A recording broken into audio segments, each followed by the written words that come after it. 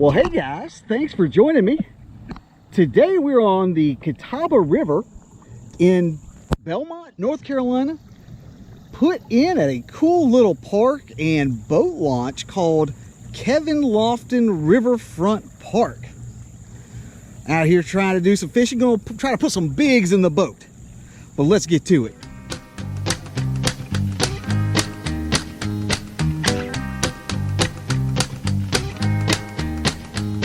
Well, I ain't got no money. Well, he ain't got no money. And a slap run out of beans. And a slap run out of beans. And the kids are getting hungry. And the kids are getting hungry. I can tell you what that means. I can tell you what that means. River rats. River rats. And cooler stew. And cool stew. Baby, that's what I'm cooking you. What I'm cooking you. River rats. River rats. And cooler stew. And cool stew. Baby, that's what I'm cooking you. What I'm cooking you.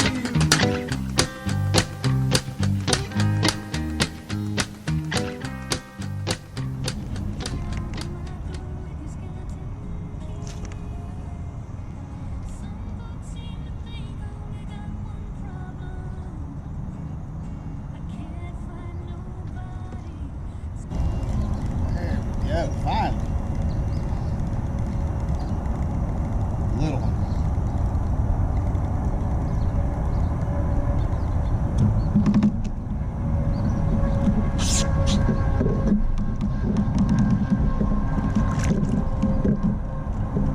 Oh, you gotta be kidding me. It's all tangled up in the darn drive.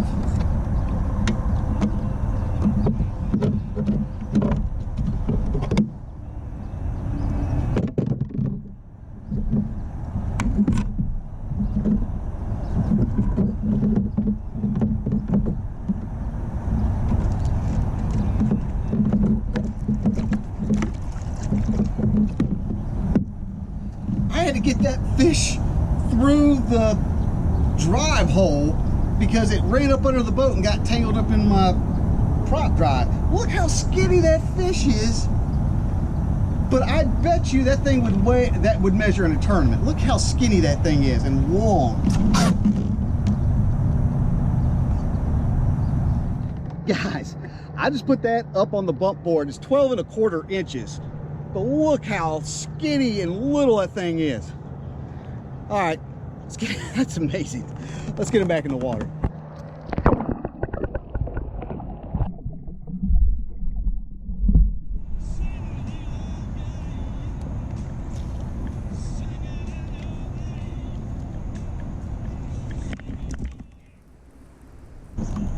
There we go. Finally, that was a good one. Never mind.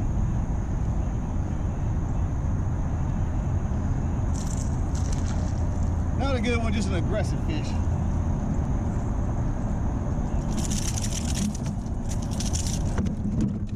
Alright. Again, just another little guy. Good and healthy though. Look at him. Alright, let's get him back in the water.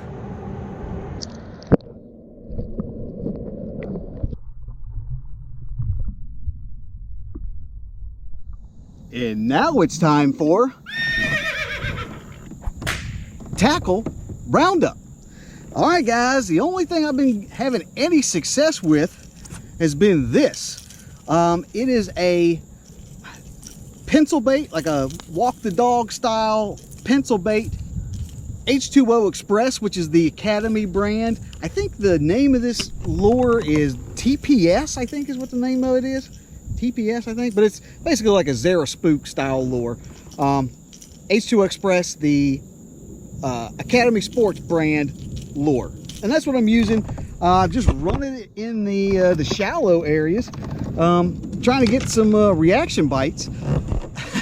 One of the downsides to using the walking bait, and I've mentioned this before, and I don't use these baits a lot because quite honestly I'm embarrassed, and that is, like, you know, the walking the dog action. Oh my god, my arm gets so tired. So I've been out here, you know, walking the dog and then my arm will get tired, and I put on a buzz bait, and I was using the buzz bait for a while. They're not having the buzz bait. The only thing they seem to be hitting is that H2O Xpress lure. However, I just have to take breaks, because breaks that are quite frequent, because yeah, my arm's just tired. But that's what we're using today is, I'm all tangled up.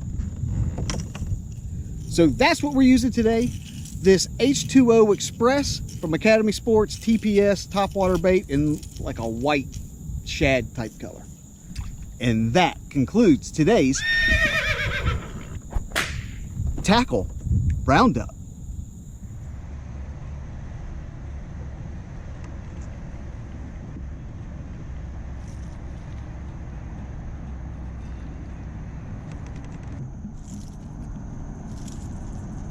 All right, we're into the monsters. Man, he got all of those hooks though. Man, every one of them. Just for size sake, he's pretty hungry. All right, he's just a little fella. Let's get him back in the water.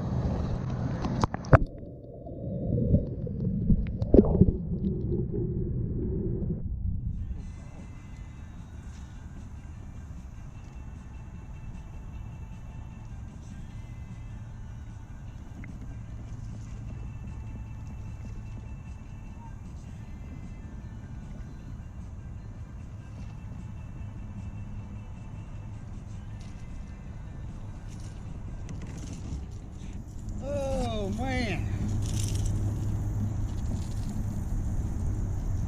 hang tight, buddy. We are slaying the monsters today.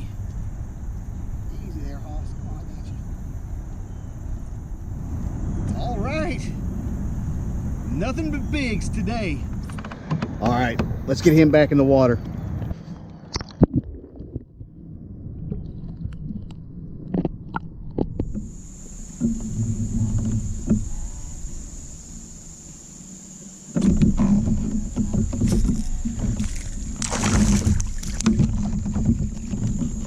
Yep, we're definitely on the bigs today.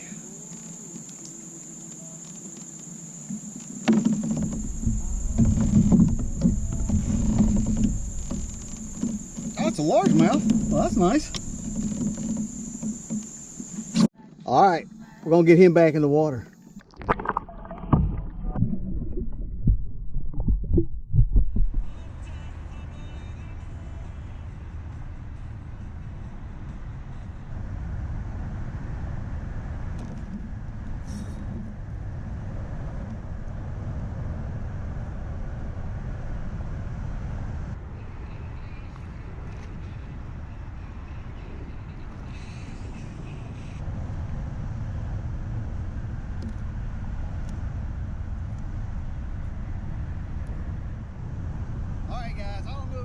Because I'm under this, what is that, 85 bridge. That's probably the best one of the day. Maybe 12 and a half inches, 12 inches, somewhere in there. All right, guys, hopefully you can hear me, but we're gonna get him back in the water.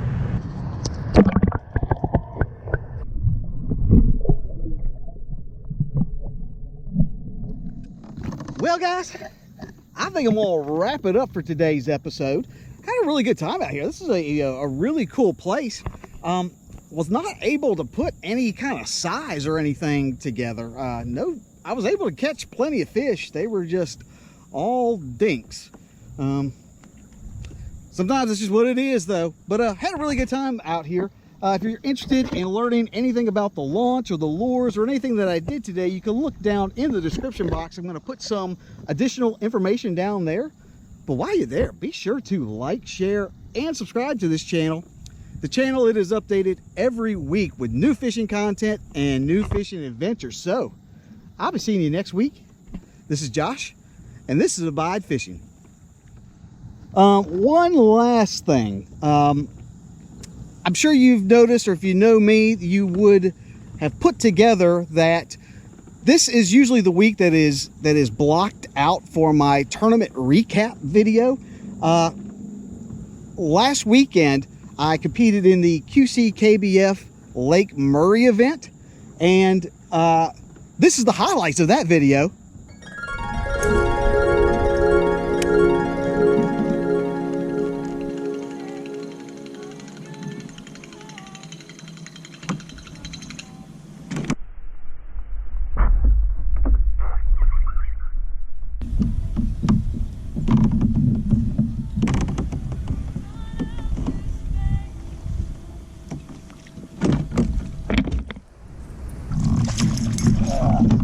I don't know if he's going to be big enough.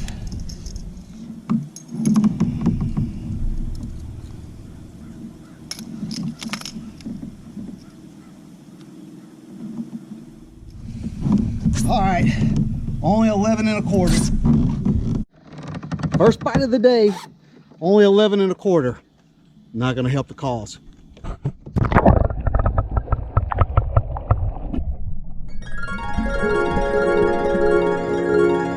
That was the only fish that I ended up catching that day. That was actually the only bite that I had that entire day. So to say that it was a disappointing finish would be an understatement, because I hadn't made public knowledge of this, but my goal for this QCKBF season was I really wasn't even worried about placing or doing anything. My only goal was I wanted to go every event and not skunk. That was the goal. But it figures in the next to last event, the penultimate event, I skunked. So that was very disappointing on multiple fronts, but that's just how it goes sometimes. Went to the weigh-in, got to hang out with some of my buddies and met some new cool people. But then something weird happened. And if you are in the kayak tournament fishing community, you've probably heard that there was the guy who won the event on the Murray QCKBF tournament. He won it, was announced as winning, and then the next day there was an announcement there were some shenanigans, and it's disappointing. They released the tournament directors released the evidence, and come to find out, it wasn't just this event, that these shenanigans had been ongoing for a long time over multiple trails, national trails. It's just shenanigans. So the guy was disqualified, and was disqualified from some other trails.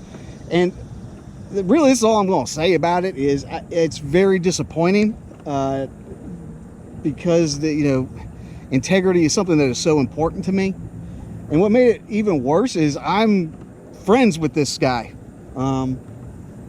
Never would have seen it.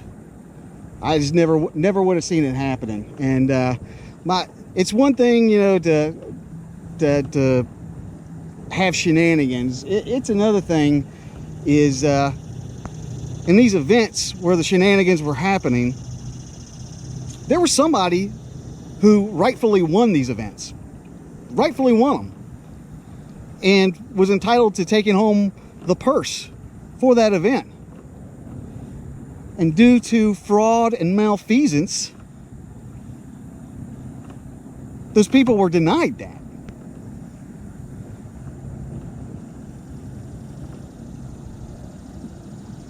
This guy defrauded people of rightful winnings. As far as I'm concerned, that's theft.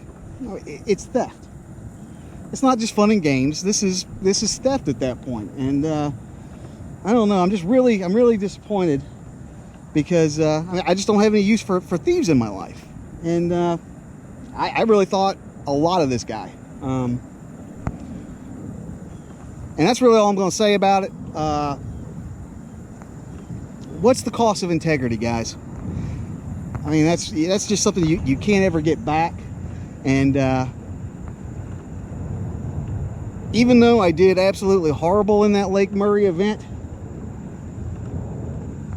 I'm very proud to say that 0 that I submitted was legitimate. I mean, it was a 0, but I'll take my 0.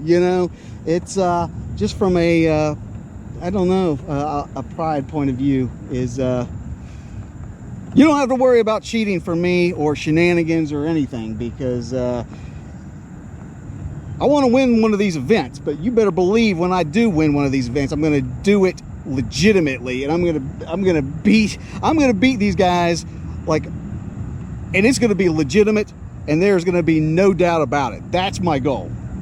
If I have to beat guys because of shenanigans, then I might as well not even try. That's kind of where I stand. But anyways, I just wanted to talk briefly about that. Guys, what's the cost of integrity?